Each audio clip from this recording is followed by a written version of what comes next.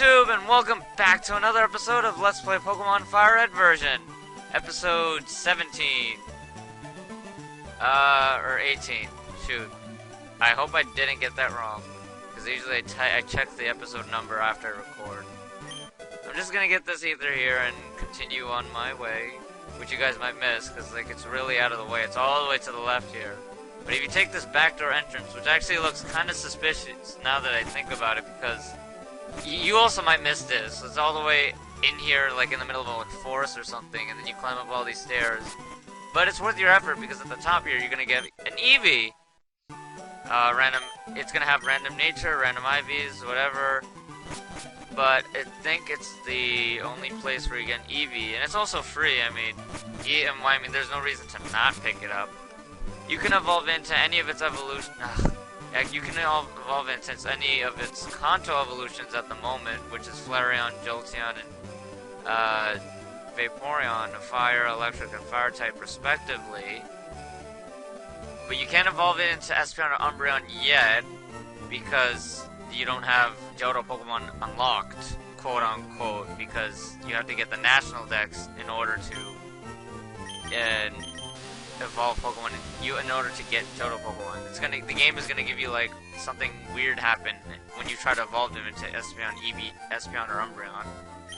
So once you go to the Celadon City department store, you want to go to the 6th floor to go to this vending machine and order one of each, so freshwater, soda pop, and lemonade. So you can give this to this really thirsty little girl over here. I'm thirsty. I want something to drink. Give her a drink? No. Okay, no, actually I have to give her something to drink, because if I do, she's gonna reward me with TMs. Freshwater gets you a light screen, which weakens power special attacks.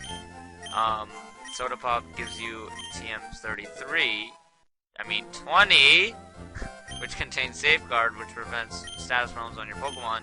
And lastly, Lemonade will get you TM 33, yes, TM 33 this time, which is Reflect, weakens the power of physical attacks by your foe. And each of those moves weaken, only last 5 turns each. If you try to give her another drink, she's gonna say that she's not thirsty anymore, when every time you give her a drink, she kept complaining that she was thirsty, took your drink, and then gave you a TM. I mean, really, girl? You gotta be fickle like that? We just gave you 3 drinks, and you still say you're thirsty, but then we try to give it to you, you're like, nope, don't want. Okay, then, I see how it is. So we go back into the big building here, but this time we're gonna take the front entrance, and then we're gonna talk to this old lady here who tells us that we shouldn't waste money on drinks. Which we actually just did, that's pretty ironic.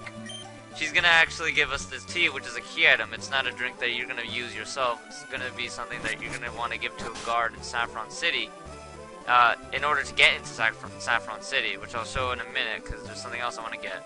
Oh look, Team Rocket Grunts. Hi. Didn't know you guys lived here. Go into this restaurant here, talk to this guy, and he's gonna tell you that he kinda gambled all his money. Go ahead, laugh, I'm flat out busted. No more slots for me. I'm going straight. Whoa, you weren't straight before? Here, I won't be needing this anymore. And he gives us the coin case, which you use for the game corner, which is also found in Celadon City other than the department store.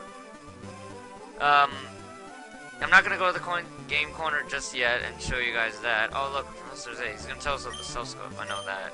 Yeah, someone slow you. No, he's not Professor Oaksade. He's actually from Silphco, which is in Saffron City also. So since I've talked about it twice now, I might as well show you. So before, when you tried to go through any of these gates that led into Saffron City, you're gonna be confronted by this guard. They all look alike, just so you know. And he's gonna tell you that he's thirsty, but you can't go through.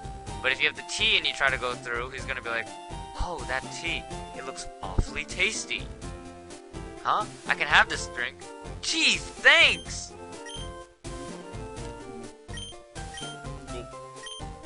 You wanna go to Saffron City?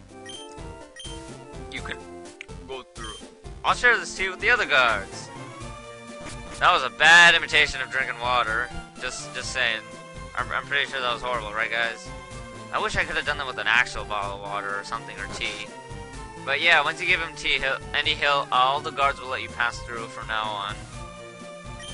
But once you go into Saffron City, you're going to want to go all the way to the bottom, into the bottom right corner, and talk to this guy who will actually give you a TM. His name is Mr. Psychic, and guess what he gives you? He gives you the TM Psychic, which is one of the most powerful psychic moves there is, so it's a really useful TM. Now, I know that T-Fear28, aka Archangel25, went into this city already and fought the Fighting Dojo in his episode that's supposed to complement this, but I'm not going to do that yet because my Pokemon are seriously underleveled. I'd be crushed by the Fighting Dojo, actually. Yeah, here's the game corner, whatchamacallit, redemption corner, I guess? Where you redeem your coins for prizes, obviously. Oh, wow, you actually don't get Eevee here. So yeah, that Eevee you got from the top of the department building is the only Eevee you get in-game. So here's the game corner. Yes, you have different odds, that's great. Yes, I want to play. Thank you for 10 coins. He's just gonna give it to me without another word. And I know, wait, yes, I know this place is secretly rumored to be run by Team Rocket. Because I know their base is here. I played this game before. Don't treat me like a noob. Yeah, I know, she's Erica and she uses grass types. Damn, I know this already. I'm trying to talk to the people that give free coins, because there's a couple in here, people in here give just free coins. I don't know why, but they just do. Gets to give you a starting cash. So in total, you'll get 50 free coins from this store.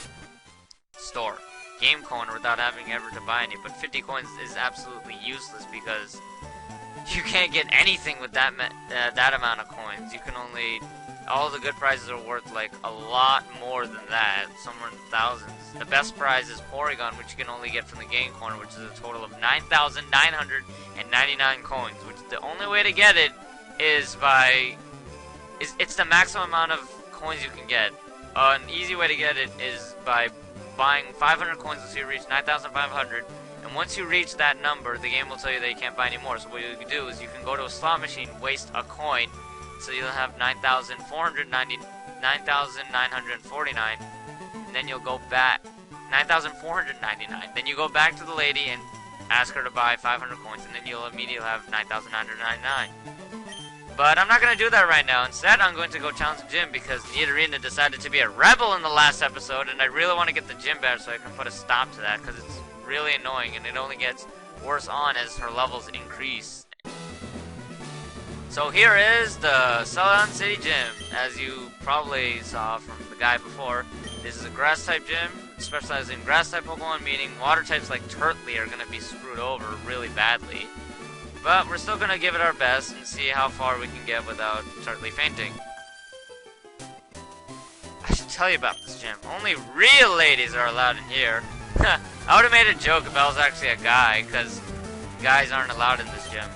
As you can tell from the anime, because Ash wasn't allowed in, he was a guy. He had to dress up as a girl just to get in. Talk about demeaning. Poor guy. Oh shit. Well actually, they try to use stun spore. I would have probably had to go to the Pokemon Center. I could probably take a couple of Vine Whips to the face. I have a pretty good special defense stat.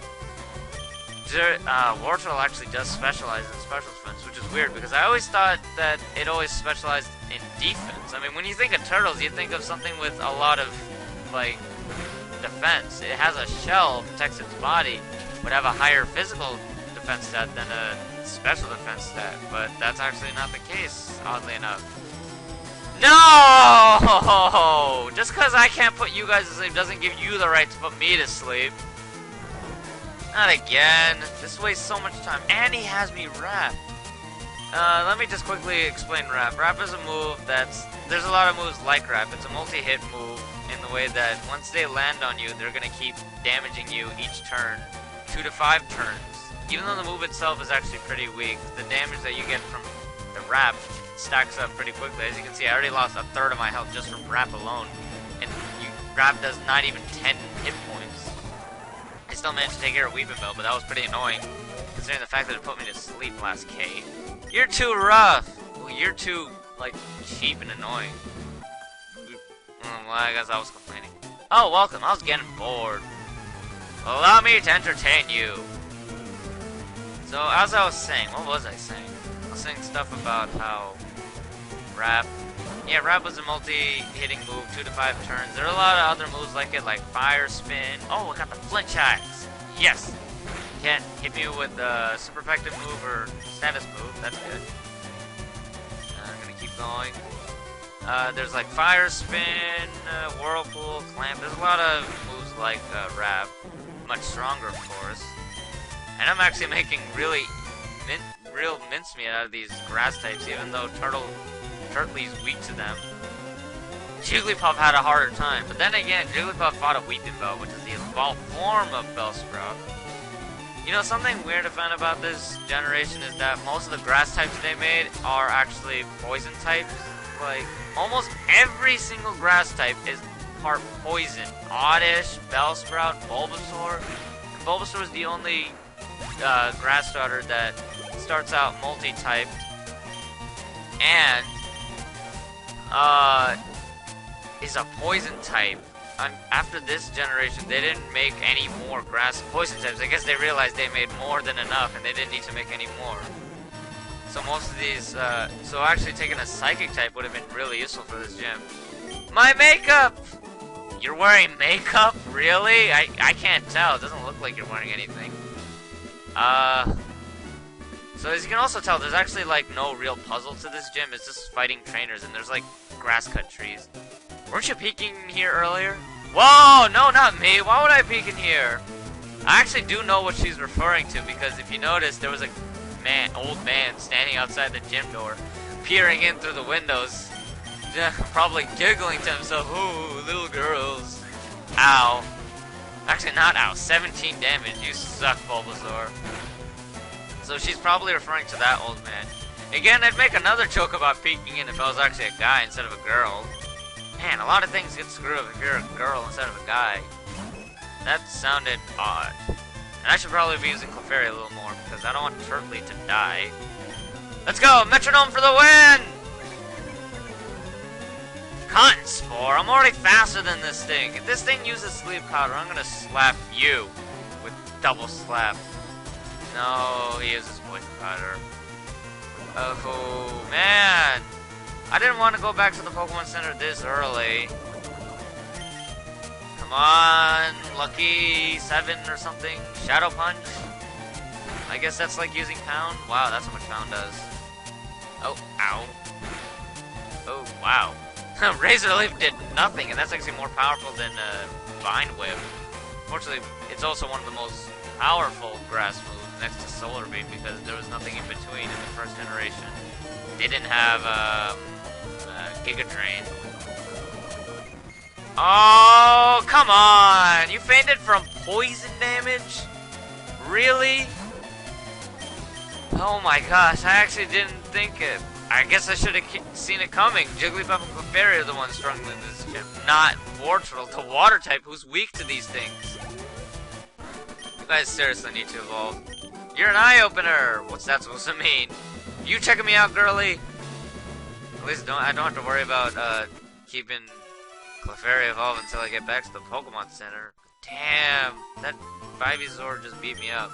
Then again, I was just using Metronome like an idiot. Oh, but I could have killed it if it didn't get that crit. Then again, I got that crit, so it kind of evened out in a weird sense, I guess. Oh, crits, you can never tell. They're one of the hackiest parts of the game that not even competitive players can deal with. As much as they try to balance out the metagame, they'll never be able to completely do it.